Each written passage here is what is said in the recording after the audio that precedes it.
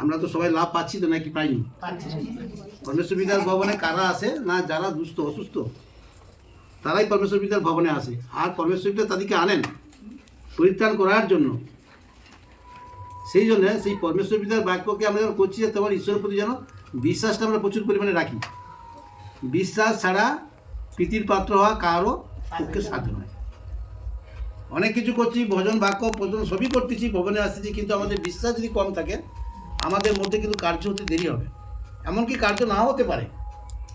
সেই ঈশ্বরের প্রতি আমাদের বিশ্বাসটা রাখতে হবে, মজবুত বিশ্বাস, যে বিশ্বাসে পরমেশ্বর পিতা সুস্থ করতে পারে।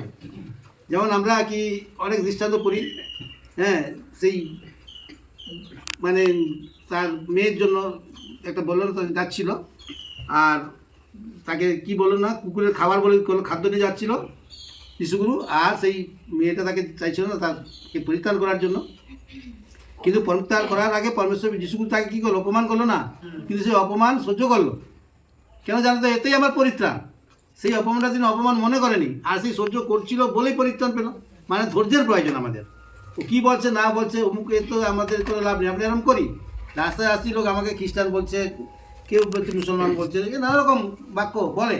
আমরা অনেকে কিন্তু পরমেশ্বর পিতার বাক্যকে ছেড়ে দিয়ে বাড়িতে কিন্তু বসে থাকি, লোক নিন্দা করে টিটকারি করে, তো আমরা ওখানে যাব না, কেউ বলো পুড়তে হবে না, পুড়াবে না, এরকম বলে না, তো ওইগুলোকে আমরা বেশি করে ধরে নেই।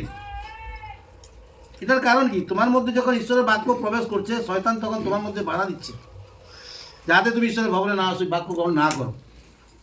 শয়তান সর্বদা তোমার সঙ্গে সঙ্গে ঘুরে বেড়াচ্ছে 24 ঘন্টা। তাহলে 24 ঘন্টা শয়তান আমাদের মধ্যে আছে, তাহলে আমাদেরকেও 24 ঘন্টা কি 72 ঘন্টা ঈশ্বরের কার্য, ঈশ্বরের বাক্য অন্তরে রাখতে হবে। কেন? শয়তান বহু চালাক, পদে পদে বাধা দিবে তোমাকে।